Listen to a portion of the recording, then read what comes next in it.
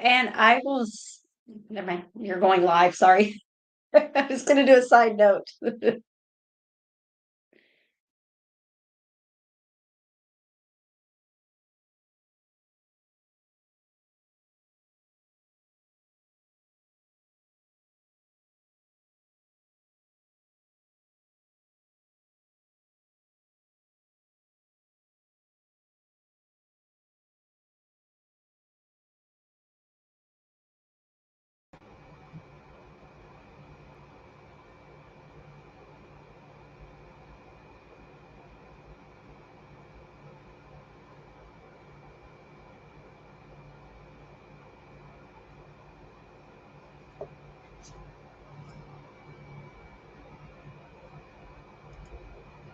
So we'll just give it another minute or so, and Okay. then we will get started.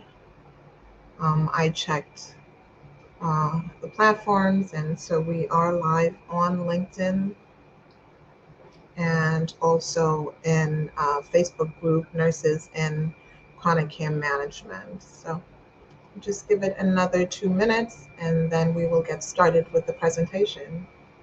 Sounds great. All right.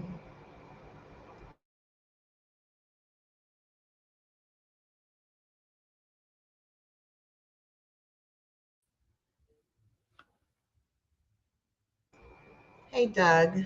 Hello, sorry I'm late. Oh my gosh.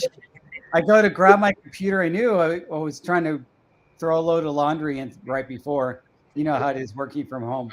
And Joys Yes. then of working from home. I know. And then Yeah. I grab my computer and I open it up. Okay, I can log in now. And the batteries are dead. And I had it plugged in, but the cord to the wall was not plugged in. I didn't know that.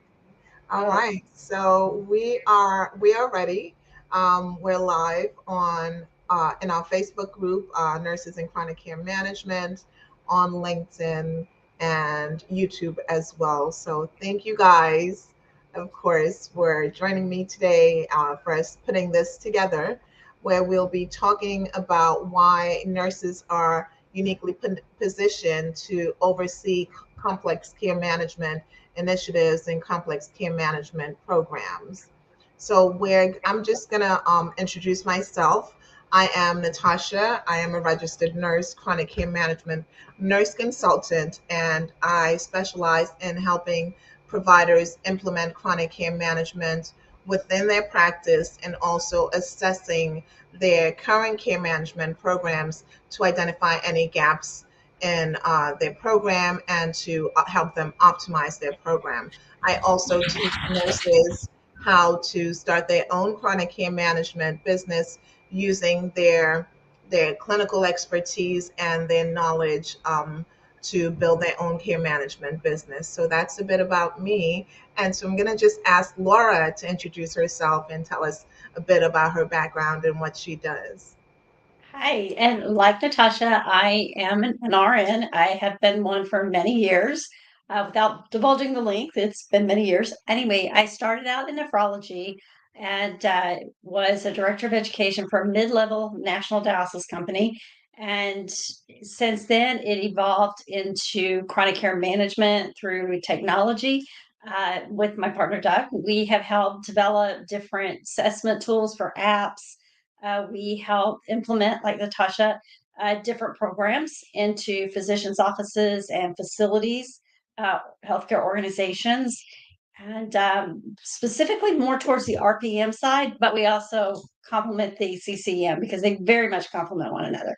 So that's a little bit about me, and I'll pass the baton to Doug. Thank you. Sorry, I was trying to get the thing connected to my YouTube. So yes, I'm also a registered nurse, and Laura is my partner. Um, we've been together with the RPM format of technology for about 9 years now, or 7 years now.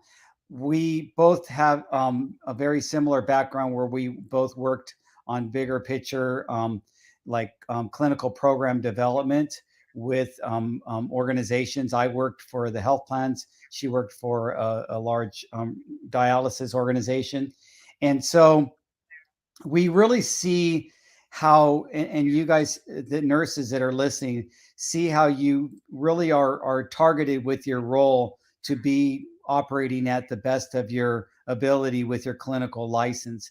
And I love that the way Natasha titled this, "Unlocking the Power of Nursing with CCM and RPM." And so what we're really wanting to emphasize with you guys is that you're critical. You are a critical component with your clinical license and with your understanding of patients and the disease process, the medications, and their past medical history. You vetted this stuff out. Of course, you a lot of you vetted it out when it's already, they're already exacerbating chronic conditions and in a hospital or seeing the doctor in a practice all the time. We're trying to intervene much earlier, much earlier, so we can keep those people healthy at home. Because doesn't every one of us and our moms and dads and our grandparents want to be at home and want to be healthy? They don't want to be inundated with medical interventions all the time, going to the hospital, going to the clinics, doing this.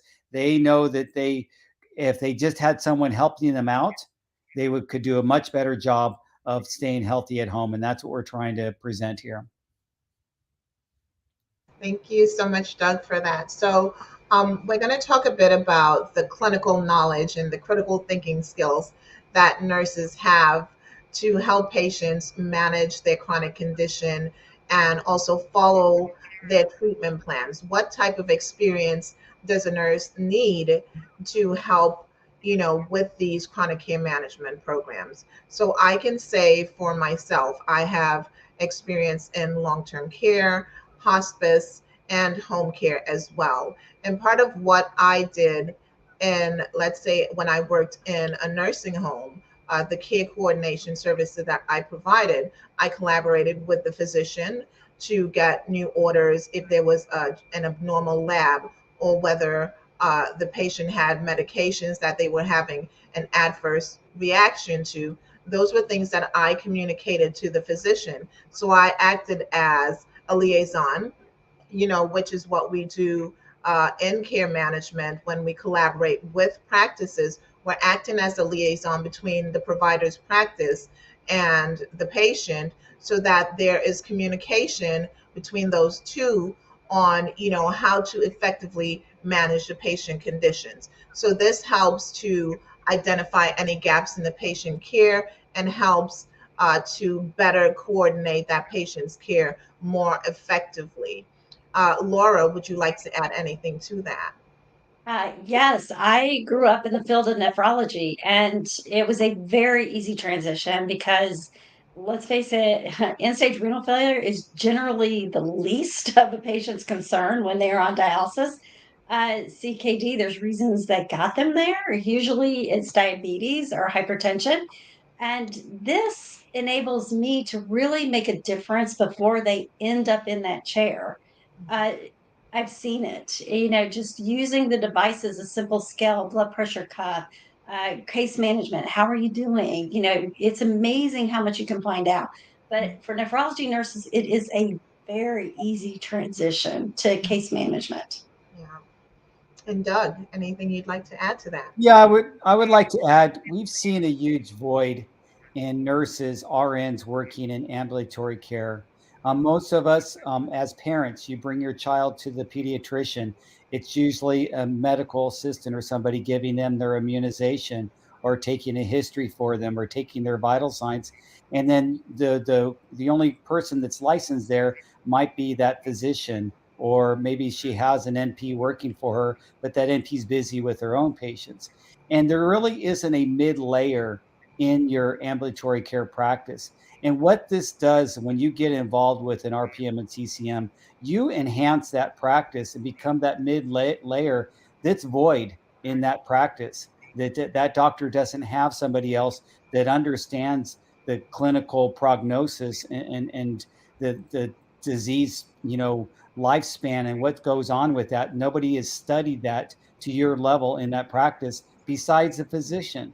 And so when you have that ability to assist that provider in this higher level, you're going to bring better quality of care to those patients. And I'll stop right there. Yeah. So one of the things that we do as nurses is build relationships with patients, and that's through building trust and developing a rapport with the patient, understanding kind of what's going on, not just clinically, but, the psychosocial aspect of their care. And so what that does is open up more engagement with the patient, and they're able to share their concerns. They would probably tell the nurse something that they would not tell the provider. And so, again, the nurse is receiving all of that information and is able to communicate that to the provider. We utilize motivational interviewing techniques, to help with behavioral change and empowering self-management of the disease. And so this helps the patient to comply with, their treatment plan and their plan of care, ensuring that they're following up and all of that. So, Laura, can you tell us about, your experience in RPM and how, that communication with the patient develops and how you've kind of developed that relationship through providing RPM? RPM is a perfect complement to CCM because it's tangible evidence that that patient can look at and they can see the differences that behavioral management, make. Let's say, for instance, changing their diet for a diabetic. That's huge. You can see that very, very quickly when you're monitoring their glucose levels and you call them up and you say, okay, hey, wait, I notice it's a little high, it's a little low. So you're always talking to them and you definitely build those relationships. You find out that maybe they're under stress. It's not necessarily their diet. There's just that whole holistic aspect that Natasha was talking about, that as a case manager using RPM, you're able to investigate that. And again, it's tangible evidence that they can see and they start to get involved, which is amazing, because who better to be their advocate but them? I mean, and just to make those changes is just, again, it's just amazing. And it makes you feel like you are making a difference as a nurse. And I think a lot of that have lost that, Mhm. feeling. And it's nice to get it back. That is so true. That is really true. A lot of nurses are burnt out and, they're seeing patients, but they're not able to provide the care that they want to because they're so busy with, the amount of patients they have to care for, the paperwork, or, documentation, all of that, so being able to have that one-on-one collaboration with patients, whether it's through CCM or RPM, and those care management programs really helps you to build that relationship, not just with the patient, but with the practice as well. And that helps to improve the patient management of their condition. Doug, feel free to add anything if you'd like. I love the relationship aspect because let's face it, that relationship, we've seen how it's been neglected in healthcare. If we ask, 10 of our neighbors, do they know the first and last name of their doctor, or when's the last time they saw their doctor, or do they know maybe the receptionist that works there or anything like that? They don't have a really good relationship. And it's been, if they want care, they have to proactively go out and seek care. Nobody's calling them to remind them, hey, it's time for your annual wellness visit. And by the way, you're at the age that you should be prepping yourself and getting ready to have a colonoscopy, or things like that that are real. Or, you're on some blood pressure medication. You should be taking your labs, at least every 6 months, and things like that. Do we have any of that follow through currently in our medical system? And I say we don't. I mean, I'm not experiencing that my personally, and I don't see that my mom experiencing that, nor my children experiencing that. We have a huge lack of intimacy with our providers because they're just so overwhelmed.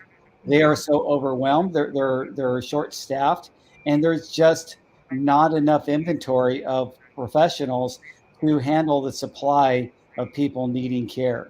And so with this, we can at least target those people that need care, that we can manage for that one chronic condition. We might make a change in their life so that they don't end up with a stroke. They don't end up being, living out their senior years in a nursing home.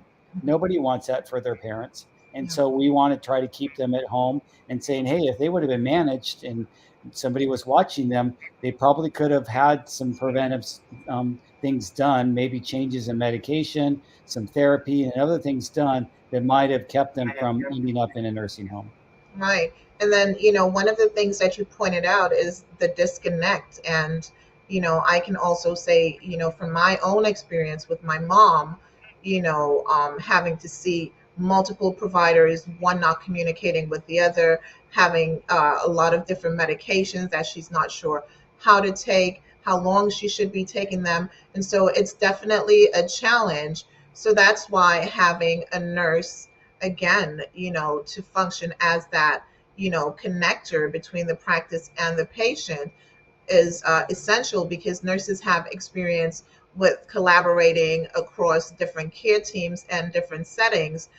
We often work as part of that interdisciplinary team. And so care coordination is something that we are definitely knowledgeable on and are able to deliver effectively within medical practices to support those patients outside of the office visit. So let's talk a bit about how does the nursing expertise and our compassion enhance the patient engagement? How do we encourage the patients to participate more in managing their disease? We help them, we form meaningful connections with those patients, again, by building those relationships and listening to the patients, providing emotional support as well to help build a good foundation to encourage patients to engage in their care. Laura, would you like to, add some more to that? Oh, it's definitely building relationships, and it's all about trust, because once they trust you and you've started to help them navigate behavioral changes, it's huge. The relationship, it just grows from there. Include their families. I mean, you definitely get to know their families. You get to know their own barriers. Some of them can be financial, some of them can be physical.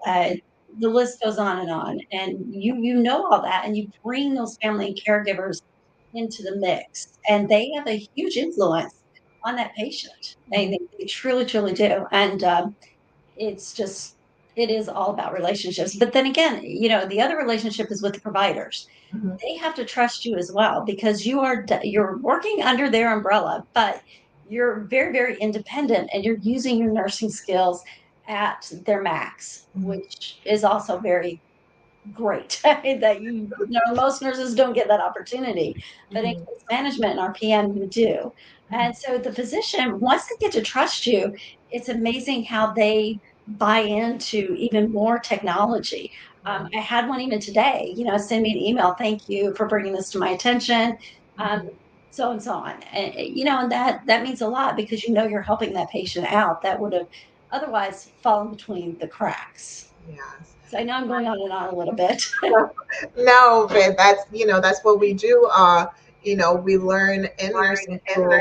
Part of what we do is educating patients and breaking down those complex health topics. To where the patients can understand what's going on with them and understand what the recommendation is or the treatment plan is. We are we're the ones who actually do that the majority of the times. We are the ones, nurses are the ones providing that teaching. And again, patients are more likely to open up and share their concerns and challenges with nurses that they trust versus the providers sometimes. And so this allows nurses to address any barriers to the patient engaging in their care. um, Doug, can you tell us a little bit more about, how nurses help, with that engagement, you know, in their care? Yeah, well, and thank you for a great question here. And we're let's look at reality. You go to a doctor, or you take your mom to a doctor or your child, and that doctor writes he does his soap note. In that soap note, the P stands for plan. So in that plan, he does a treatment plan. And so, if you've worked in ambulatory care, how many of you have looked at the patients you're going to see that day, look at all the treatment plans of their previous visit, and then ask them the very first thing when you go and check them in is start going down the list of that treatment plan. Did you go get your labs done? Because I don't see the labs back here in my chart. Did you see that specialist? We sent you to a physical therapy for evaluation. Did you do that? Did you pick up the medication at the pharmacy? Are you taking it as prescribed? So on and so forth. Well, people need that accountability. And we don't have the time right now. Currently, the way our medical teams work, they write that plan, but nobody follows up with the patient. Mhm. Has anybody ever experienced a phone call from your provider a week after you visited them asking you anything about your treatment plan? Probably not. And so that's part of the value when you get a person into an RPM and CCM program, they are going to have accountability. And Mhm. people need accountability. There are people right now that are so hungry for that interaction and accountability. We're forming Facebook groups. We're becoming accountable to each other. We're Mhm. boasting about what we did. We passed this test, or we're taking this new course, or we've lost 10 pounds or whatever, but we want that accountability. People thrive on accountability. Yeah. Let's be aware and meet people where they need to be met and Mhm. give them that accountability. Yes, Right. definitely. And we Go Yeah, ahead, Laura. and we have a whole generation that, behind the baby boomers that are very technical savvy. And like Doug was saying, they are very hungry for knowledge and to be taken care of. And because our system is reactive instead of proactive, they're investing in wellness, Mhm. programs just so they can get the care and the education for health that they desire, Mhm. to help them live a healthier lifestyle. Yeah. So they're bypassing a defective, fragmented system to get the care that they need. Yeah. So we're trying to Right. switch that, to Yeah. where our system is proactive. Hmm. Yes, and so I know, like you're saying, people want more information, so uh, they're going, they're googling their conditions, and then they're going to their providers and asking questions because they're not being informed during those visits. Really, on what's going on with them in a way that they actually understand. So they're going, they're googling stuff and they're trying to figure out things on their own. And I think where we come in, you know, um, to provide that education and support, that patients, they appreciate the level of attention and the connection that we provide. They feel, they feel seen, they feel valued, and that encourages them, to remain engaged in managing their health. So we're going to talk a bit about why nurses drive better adherence and outcomes through education and coordination. So when we educate patients on their condition, we allow them to believe in their ability to make lifestyle changes to better manage their health. We teach them to recognize early symptoms, so that they can report those promptly, and we'll have earlier interventions. And I'm going to let you talk a bit, Laura, about how RPM helps providers to have that real time information data available to them to make those changes to the patient's plan of care. It does, because you're looking for trends. One blood pressure is a snapshot in time. You can't make a clinical judgment just off of one blood pressure. You need to look at trends, and it makes a difference when the patient can see those trends and the physician can see those trends. They make the right call to get the appropriate medication for that patient. I mean, as nurses, we've all seen patients that have taken or been prescribed blood pressure medicines, and they stop taking them for various reasons. Right. This kind of helps because it's a check to say, okay, wait a minute, you did start this new medication, but now your blood pressure is getting too low. And that's why you're fatigued, you don't feel good, and so on and so forth. And so we can intervene with that before that next visit that could be 3 months away, so that the patient can get the right blood pressure medication that's not going to drop their blood pressure that much. And that's just one example, but there's many, many, many more. Yeah. Doug, would you like to add? Yeah, and Laura touches on a really good point with the trending and that an additional interaction that we have with those patients as we have them participate in these programs. That information will be just missing Mhm. if we relied on our traditional medical system to prescribe a medication and then check in with that patient next year when they come in for their next visit or 6 months later, and if they had stopped taking that medication, that's that could be some serious damage done to their system by abruptly stopping that medication. And also the doctor put them on that therapeutic medication for a reason, Yes. and that could have that misalignment and misunderstanding of how, the importance of the medication and to stay therapeutic on that regimen can be it could be life changing for that patient. Mhm. They could end up with a stroke, they could have a heart attack, so on and so forth. And don't we want that deeper understanding, because we're not only gathering in understanding about the signs and symptoms and reaction to the medication and why they stopped it, but we're also taking a deep dive into other aspects of that person's disease process or other associated comorbidities that that patient might have that might be affecting them, that might be associated, that the doctor didn't spend that much time talking to that patient about. Now we could spend that time talking to them, and we can bring that information to the doctor's attention. By Mhm. the way, did you know this patient had a stent years ago? He forgot to tell you, but he had a stent, or something significant like that. Mhm. And so this information is critical, but it's often just missing, because when that person has that doctor's visit, they have 10 minutes, if they're lucky enough, to get everything out regurgitated to that doctor that they want to talk to them about. And they're hoping that he read through those 5 pages of history that that patient wrote out and checked all the boxes of information that that patient probably didn't understand half those words. Mhm. So let's think that that system's flawed in so many ways that It we is. have to find a way to make it better. And that's It all I'm is. saying. So I'm This gonna, will make it, this I'm will gonna make it better. add, yeah, I'm gonna add to that. I'm gonna just, give an example of my mom again. Um, she had a cardiology appointment, and of course, the night before I went over things with her.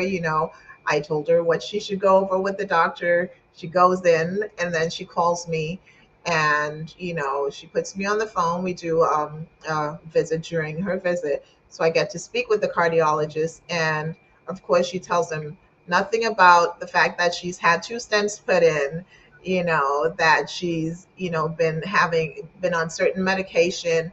Nothing that we went over was relayed to the cardiologist, and again, it's like you said, patients being overwhelmed when they go into the doctor's office, they don't remember everything, and being able to have that information available to the provider that they're able to look at it, or even being able to have that patient have maybe a written list of questions, or just essential points that the provider can go over, and they have that available to them, makes that visit flow smoother, and enables the provider to make those changes that are necessary.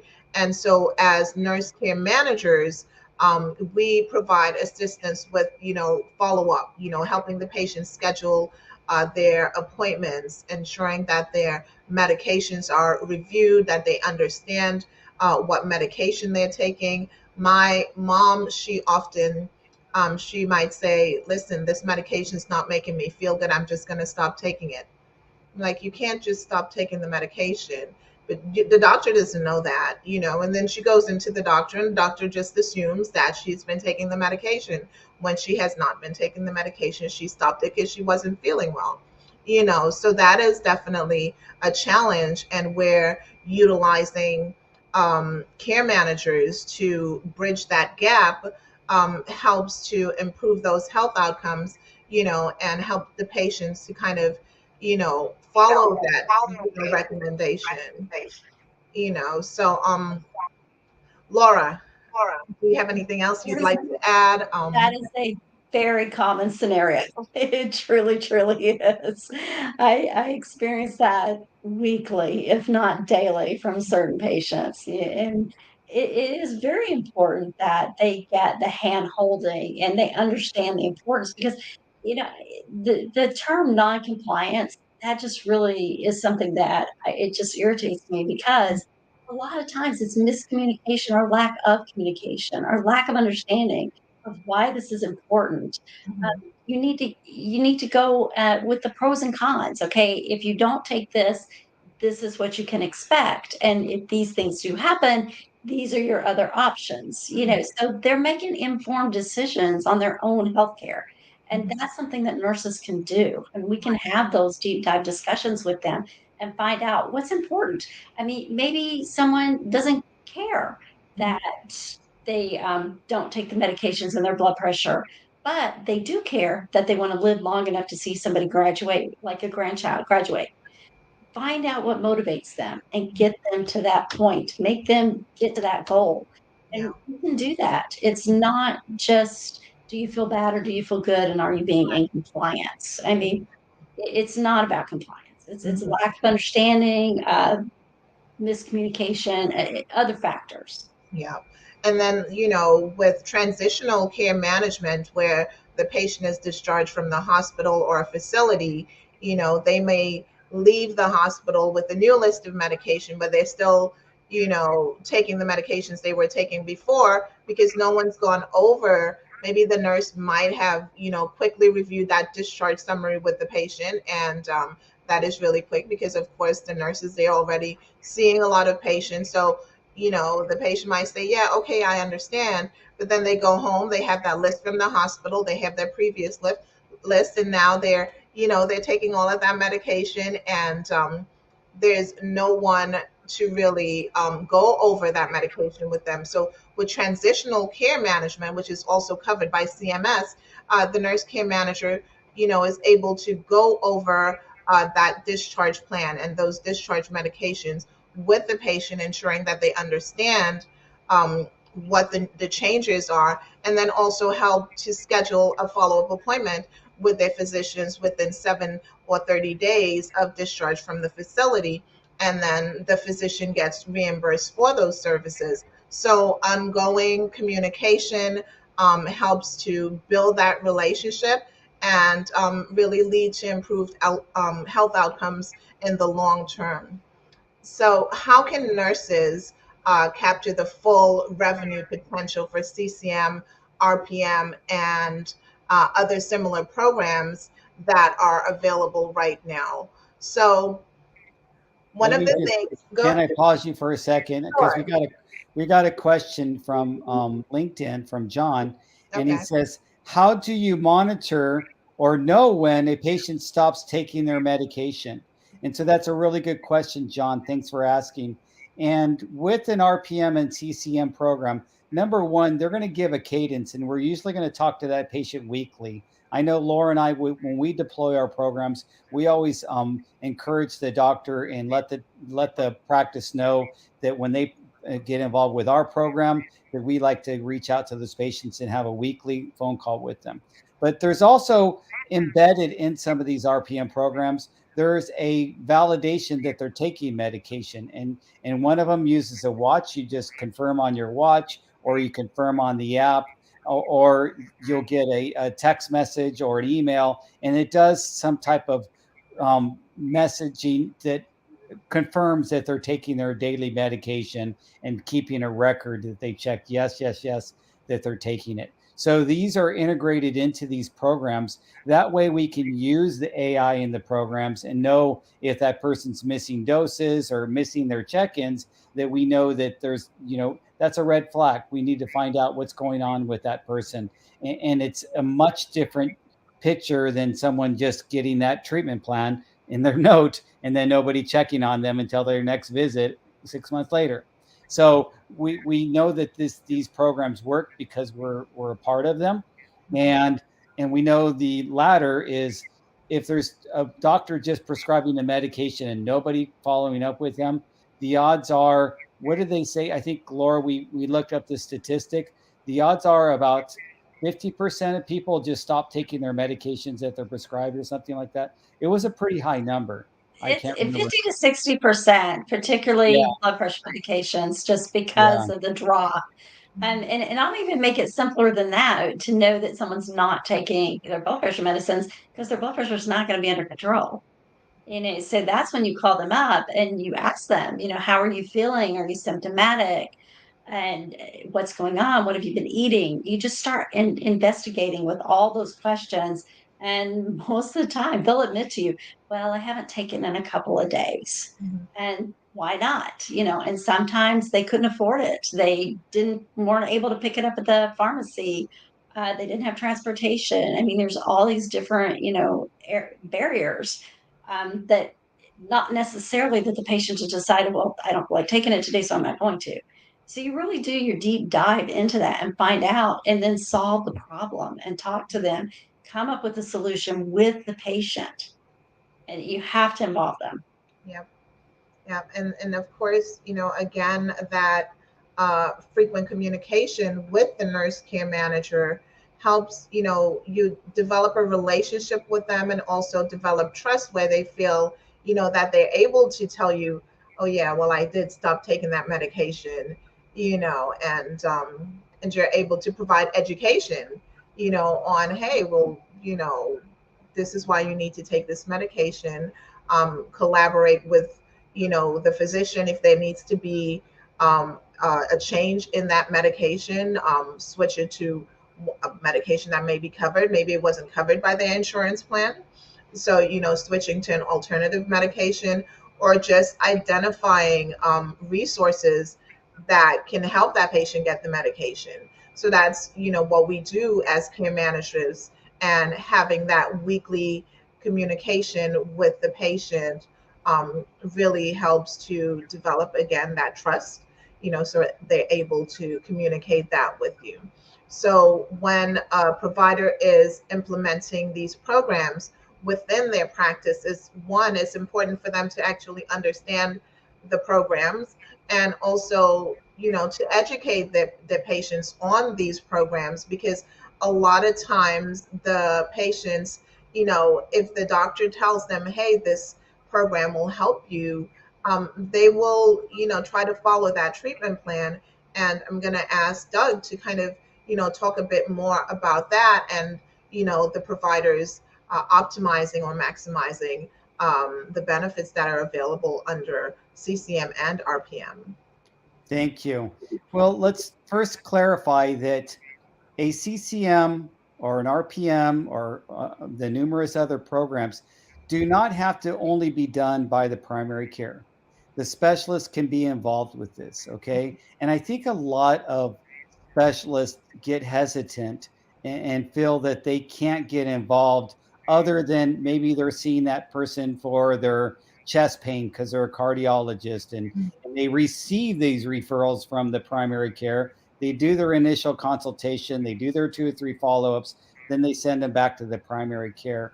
And what we've noticed, and we've seen our society kind of transition. Now people kind of think of that cardiologist, especially if they've had a cabbage, or that endocrinologist if they're renal failure or something like that. They think of them as their primary care. They don't really think of them as a specialist in getting that, because that doctor is usually a little more intensely involved with what's important to that patient. And so now we're seeing these programs being deployed by these specialties, especially cardiology and endocrinology, but there's some other specialties that are deploying these programs that are realizing that primary care just does not have the capacity sometimes to deploy these programs, because they for one, they don't even get.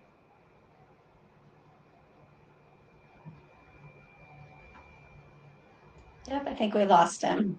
I think we did. So I'm just going to go over a few things when implementing chronic care management or remote patient monitoring within a practice, that the physician or the staff needs to understand the billing requirements, and who's eligible patients with two or more chronic health conditions are normally covered under chronic care management. Ensure that there's documentation of all the care coordination tasks, whether it's scheduling appointments, reviewing the patient's medical record, updating the care plan, and communicating with other providers. Ensure that you are documenting all of the time that you spend doing that, because of course that is, those are billable activities and you get reimbursed for that.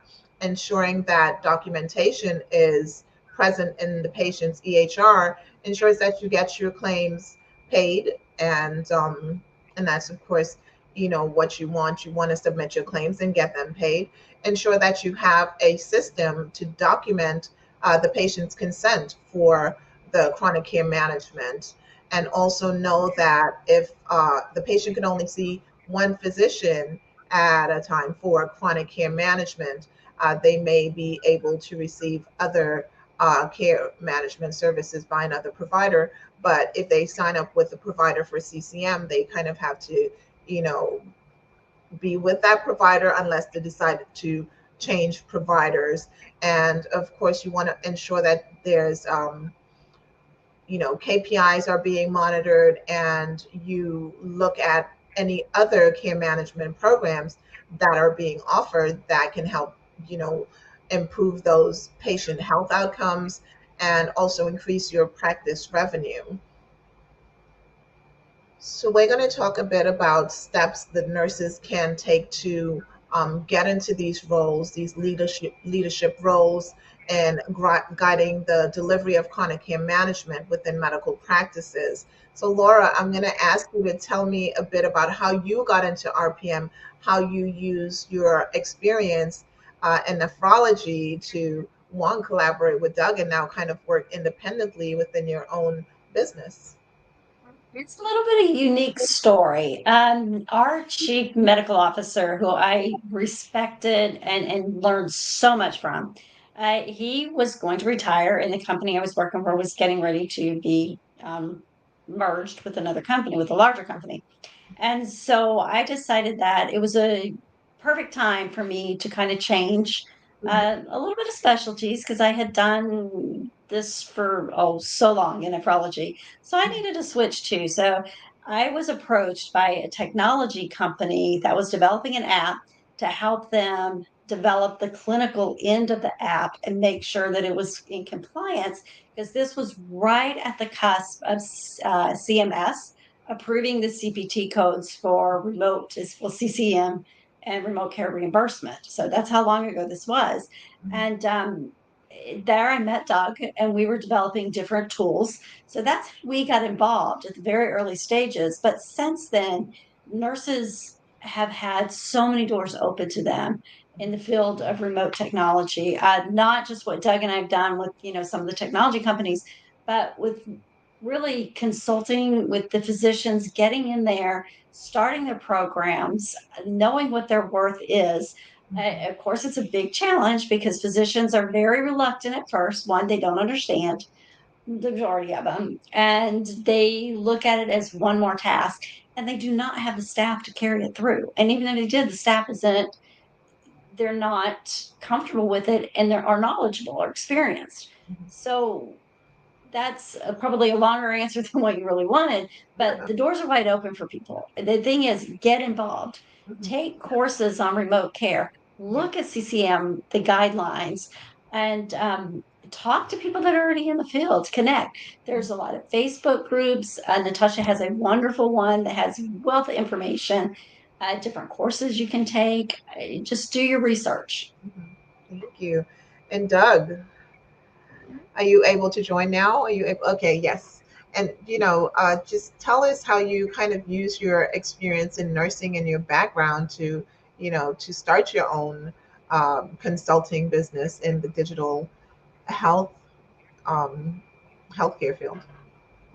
Well, I for me a long time ago it was personal. I was using heart rate monitor watches or just heart rate monitor straps before there was watches, and monitoring myself and used for cycling. I was also teaching an indoor cycling class called spinning, and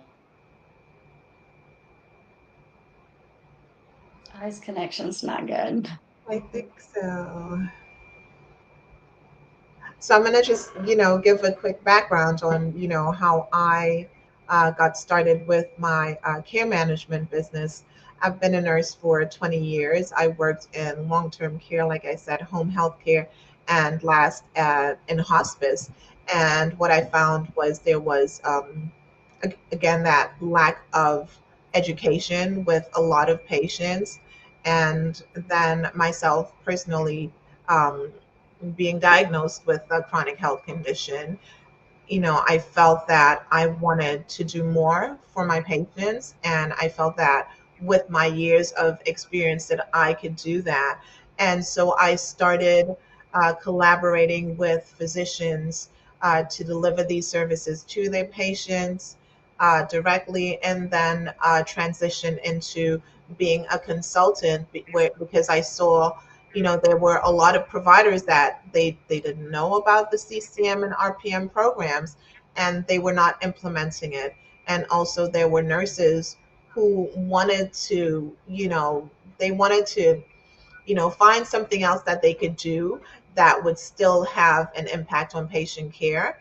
And so I transitioned to being a consultant and providing education in those areas. And so that's how I was able to start my business, using what I knew as a nurse. I knew that, I could do care coordination. It's something that I've always done as a nurse.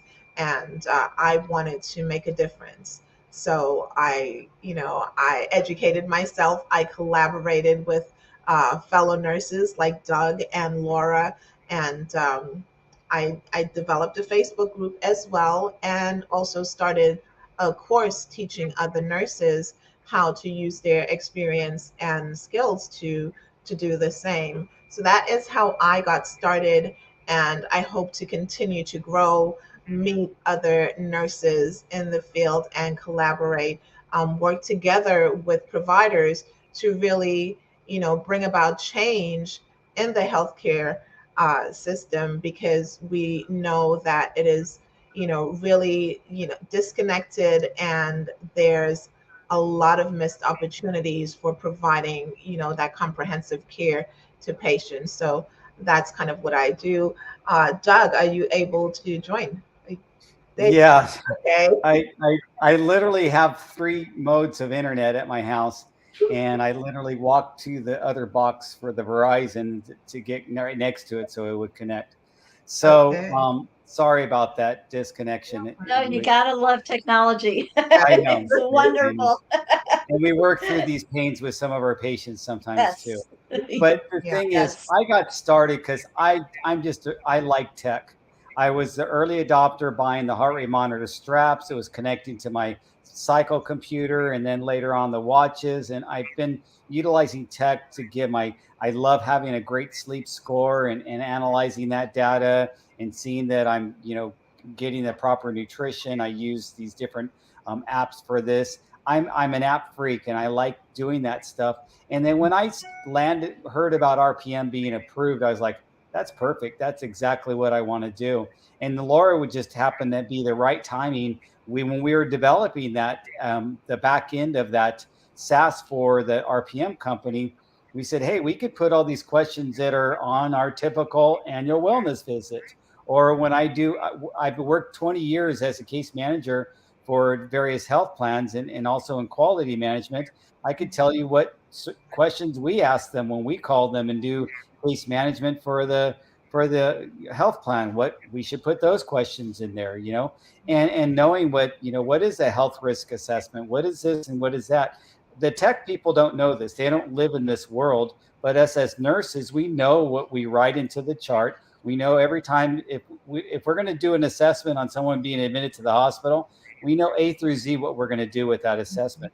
Same thing when they come to an ambulatory care practice. If we specialize with a practice that's maybe doing orthopedic surgery or something like that, we know exactly what we're going to do, exactly what questions we're going to ask, and how to prep that patient for that doctor visit. Now's that time to take that smart, critical thinking nurse's hat and apply it to this remote job that you can have working from home and providing these critical services to our healthcare system that are missing right now. Mhm. People need more nurses helping them and helping that, not only helping at the patient level, but also helping get better information to the doctor level. And we really are a critical component in this circle of life, if you will. Yes. Okay. So going to get ready to close it out. Thank you to everyone who joined us today. We look forward to having more of these discussions and having other nurse leaders in CCM and RPM join us so we can further this discussion. And we hope to continue to work collaboratively with providers to help implement these services and just really change the face of healthcare using care management. Laura, is there anything else you'd like to add? Just thank you very much, Natasha, for putting this all together. This is wonderful. Doug and I have been on a crusade for quite a while now, just because we truly believe in remote patient monitoring and case management. We've seen the differences that it makes, and from a nurse standpoint, point of view, it is so refreshing to work at the top of your license and to be able to make a difference, and you get your life back, which Yes, is wonderful. yes, So, Doug, definitely. I'll let you close. Thank you. And I want to thank Elena for joining us. And we are going to be teaming up with Elena too and joining a forum called the Mighty Networks. And her thing is, we're joining is empowering nurses or something like that. But we really want nurses are, yes, we have a shortage of nurses, but I think more than a shortage of nurses, we have a shortage because we don't have a shortage of licensed nurses. We have a shortage of nurses that are working.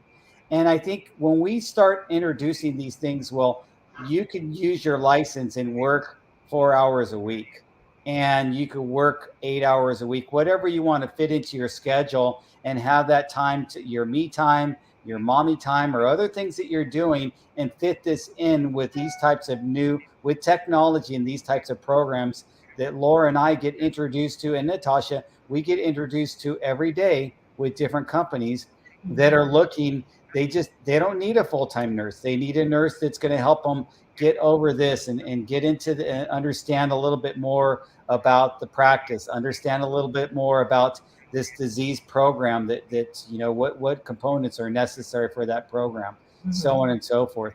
And so you can use your nursing license in more ways than one. And we encourage you join our empowered nurse leaders on 90 networks that we're going to be forming. And then stay joined with Natasha's Facebook group. I'm going to basically close down my group so I can join and pair up with her group, because I think it's better that we all collaborate together in one group. There's plenty of work to go around. There's no need to be worried thinking that you have to have that client or you have to have that account. If you guys are desperate for an account, send me a direct message. I'll send you an RPM company today that is looking for a nurse that can help them with their account. And I'll just give it away. It really is not, there's plenty to go around. I just truly feel that. Yes, yes. So thank you again, everyone, for joining us. We hope we provided some valuable information to you. Again, we have the Empowered Nurse Leaders on the Mighty Network where you can join, and we will be adding resources there so you can learn more about CCM and RPM and other value based services. You can also join my Facebook group, Nurses in Chronic Care Management, and follow me on TikTok or Instagram. And I also have a YouTube channel. I do have that information posted in my Facebook group. So if you'd like to reach out to any one of us, feel free to do that on any of our individual platforms. And again, thank you again for joining us. Thank you, Natasha. Thank you so much, Thank Natasha. We you. couldn't have done this without you. Thank you. And thank you, Laura. You are my right hand person. You've been We're a there for team. through thick and thin. We're a team. Right. Thank you guys. Yeah. All right. And thank you, John. I love all Yes, the thanks for comments that joining us. you for sharing, John and Elena, and Facebook user. Thank you guys for joining too. Thank you guys. Okay. Bye.